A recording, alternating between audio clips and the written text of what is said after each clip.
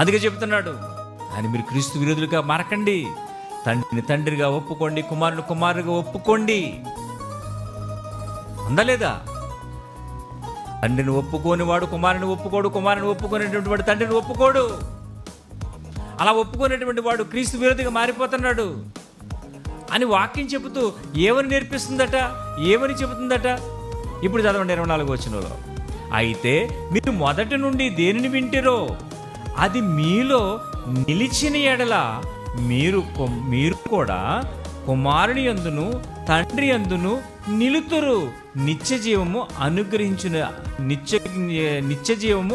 అనుగ్రహించుననిదియే ఆయన తానే మనకు చేసిన వాగ్దానము. మనకు వాగ్దానం చేశాడట. క్రీస్తునందు నీవు నమ్మావా?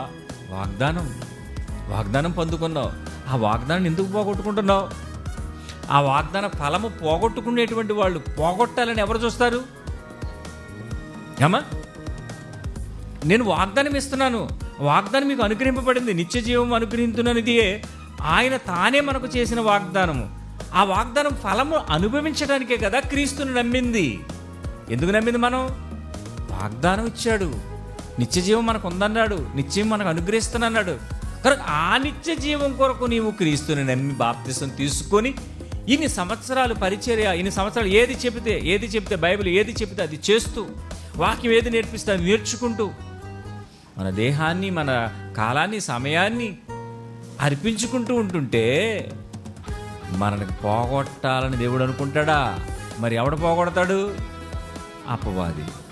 అందుకే వాడేం చేస్తాడు? లేనిపోనివి చెప్తాడు, లేనిపోని అన్నీ కూడా చూపిస్తుంటాడు. అందుకే నువ్వు ఆది నుండి ఏదైతే నువ్వు విన్నావో, ఏదైతే నేర్చుకున్నావో, ఏదైతే తెలుసుకొని నీవు క్రైస్తవుడు అయ్యావో దాని అందు నువ్వు జాగ్రత్త.